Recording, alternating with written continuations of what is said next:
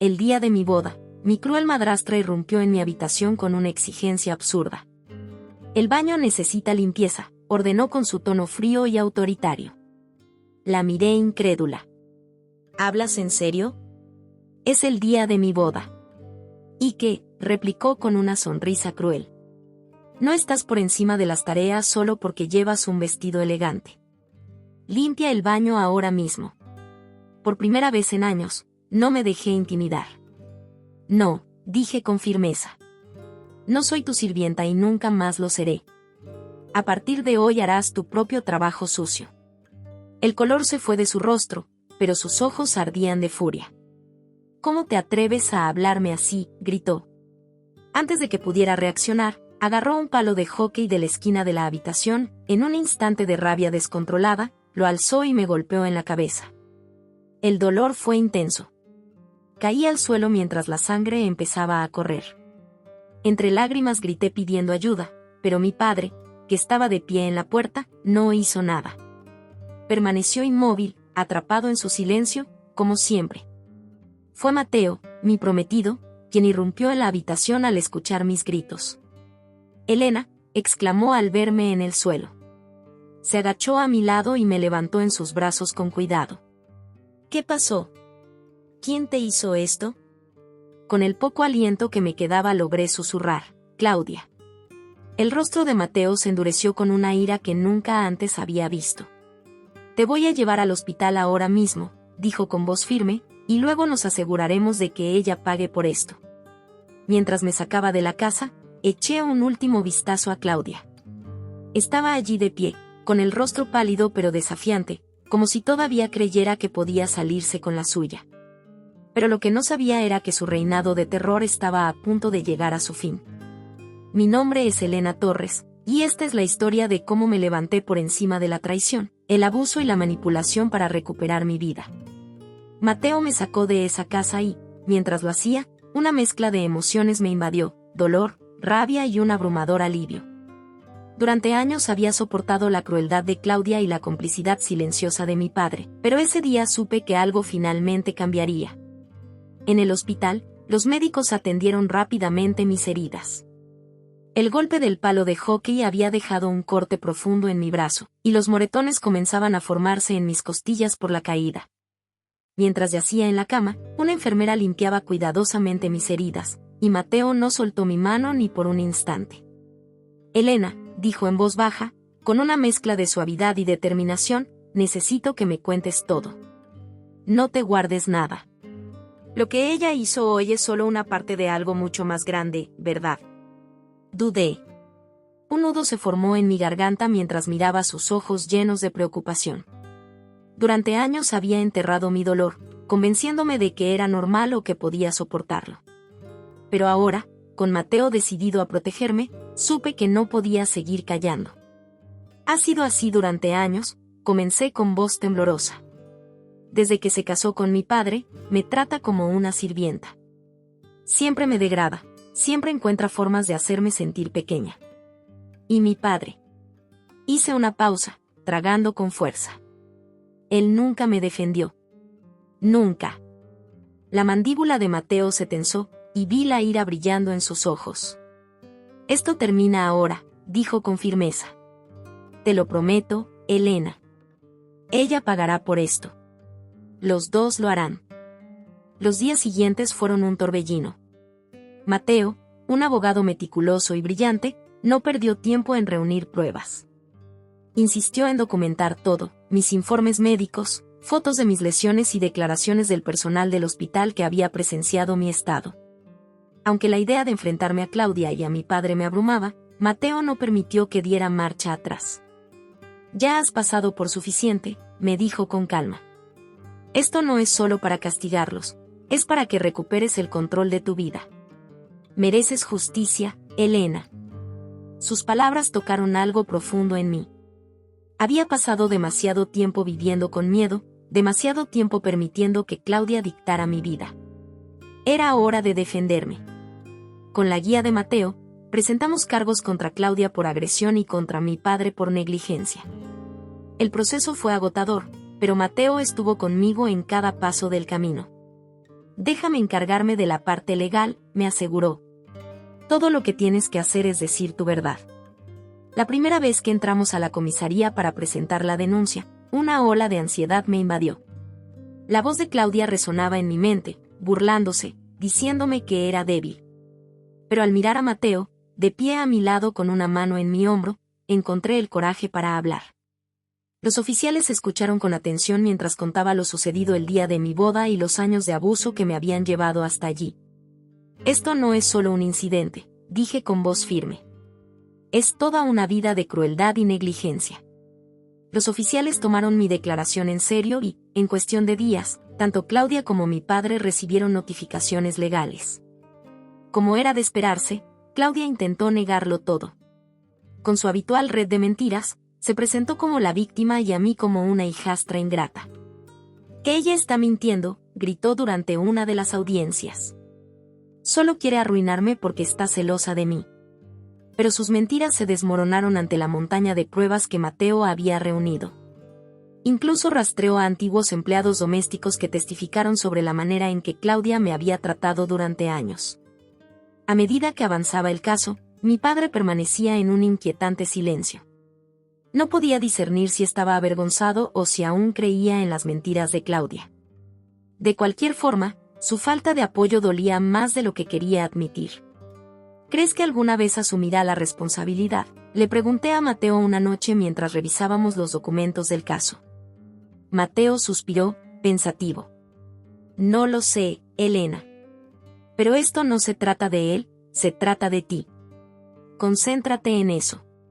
Sus palabras resonaron profundamente en mí. Durante tanto tiempo había anhelado la aprobación de mi padre, que se defendiera por mí, que me apoyara. Pero ahora me daba cuenta de que no lo necesitaba. Lo que necesitaba era defenderme, tomar las riendas de mi vida. La sala del tribunal se convirtió en mi campo de batalla, y Mateo, mi mayor aliado, desmanteló implacablemente las mentiras de Claudia pieza por pieza. Cuando ella afirmó que yo la había atacado primero, presentó mis informes médicos, que evidenciaban claramente la gravedad de mis lesiones. Cuando intentó pintarse como una madrastra amorosa, Mateo trajo testigos cuyo testimonio la contradijo rotundamente. Cada día en el tribunal era agotador, pero también liberador. Por primera vez, sentí que tenía una voz, que ya no era solo una víctima. A medida que las pruebas se acumulaban en su contra, la confianza de Claudia comenzó a desmoronarse. Incluso mi padre, que al principio trató de minimizar su papel, no pudo escapar de la verdad. Su silencio ante el abuso de Claudia resultó tan condenatorio como sus propias acciones. El juicio continuó durante semanas. Cada día fue una batalla, pero con cada nueva pieza de evidencia presentada, me sentía más fuerte. Mateo llamó a varios testigos expertos, incluidos psicólogos que explicaron los efectos a largo plazo del abuso y forenses que validaron la autenticidad de los informes médicos. La defensa de Claudia se desmoronaba poco a poco. Sus intentos de manipular la narrativa y pintarse a sí misma como la víctima no pudieron competir con la verdad. Cuando llegaron los argumentos finales, pude ver la fatiga en los ojos de Claudia. Sabía que había perdido. Pero lo más difícil fue esperar el veredicto. El jurado tardó 2 días en deliberar, y esas 48 horas parecieron una eternidad. Mateo permaneció a mi lado, tranquilizándome, recordándome que habíamos hecho todo lo posible. Finalmente, llegó el día en que el jurado regresó a la sala del tribunal. Contuve la respiración mientras mi corazón latía con fuerza en mi pecho. Los miembros del jurado se pusieron de pie y comenzaron a leer el veredicto. Sobre el cargo de asalto, encontramos a la acusada Claudia Morales culpable. Mis ojos se llenaron de lágrimas al escuchar esas palabras. El rostro de Claudia palideció. Su desafío se transformó en incredulidad. También se encontró a mi padre culpable de negligencia, responsable de permitir el abuso. Por primera vez en años, sentí una sensación de justicia. Cuando se leyó el veredicto, una ola de emociones me invadió, alivio, validación y una sensación agridulce.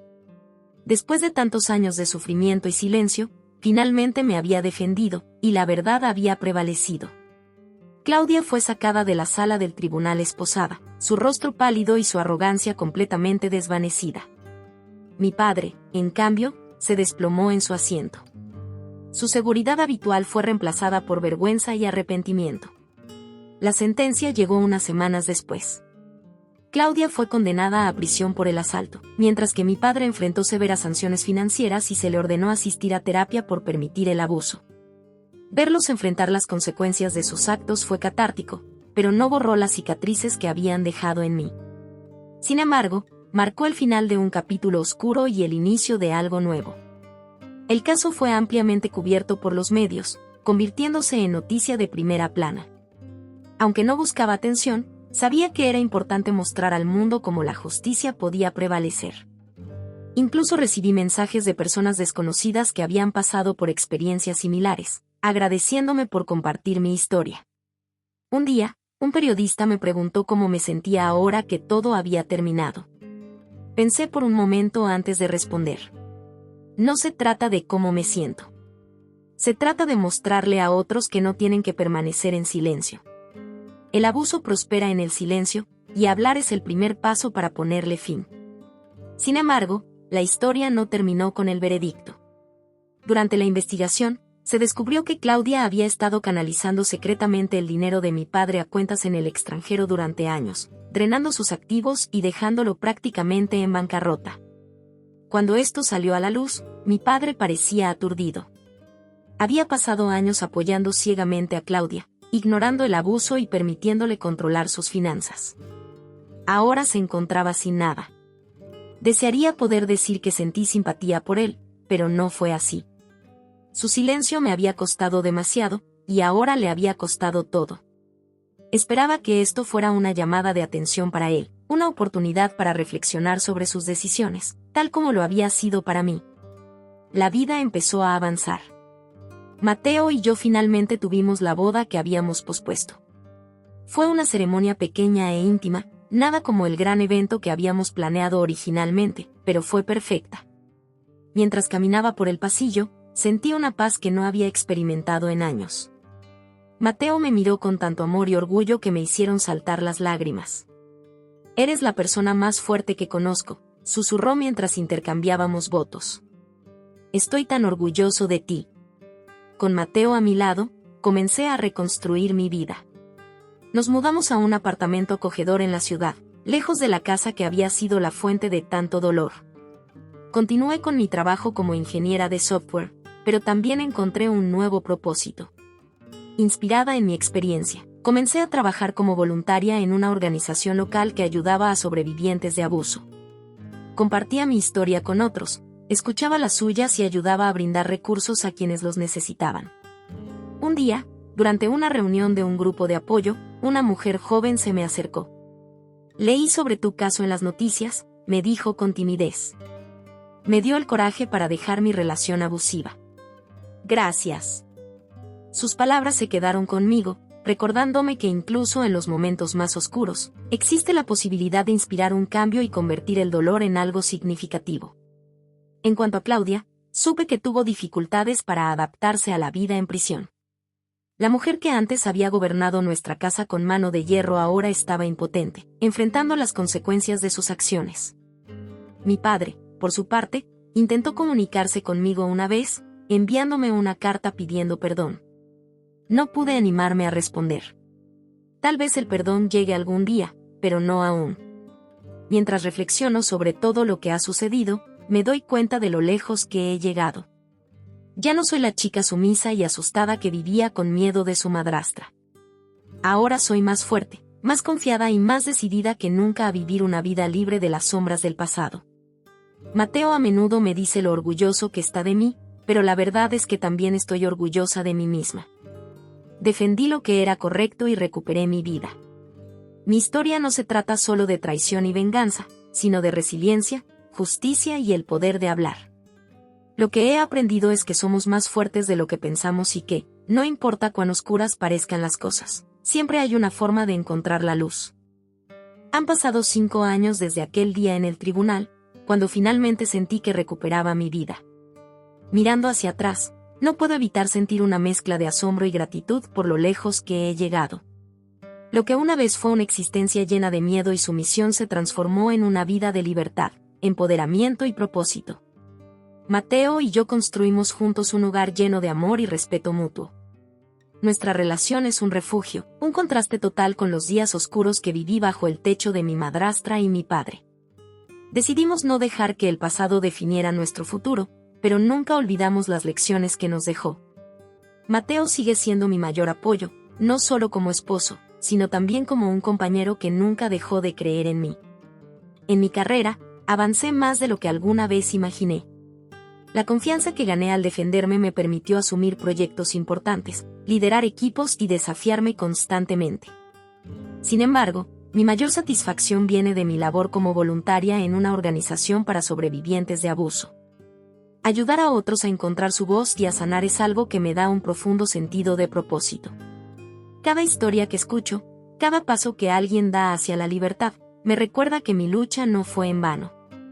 Claudia sigue cumpliendo su condena en prisión. Su mundo, construido sobre control y manipulación, colapsó por completo. A veces pienso en ella, no con odio, sino con una mezcla de lástima y desconcierto. Me pregunto qué la llevó a ser tan cruel, pero también sé que mi tiempo y energía están mejor invertidos en seguir adelante. En cuanto a mi padre, sé que sigue viviendo con las consecuencias de sus decisiones. No hemos vuelto a hablar.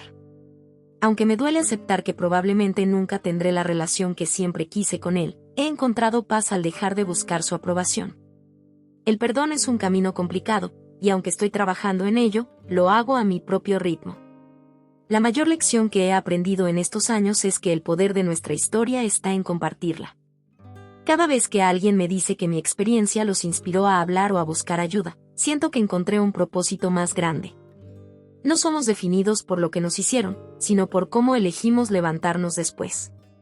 A menudo me encuentro reflexionando sobre una frase que escuché en una reunión de apoyo: las cicatrices no son señales de debilidad, son marcas de supervivencia.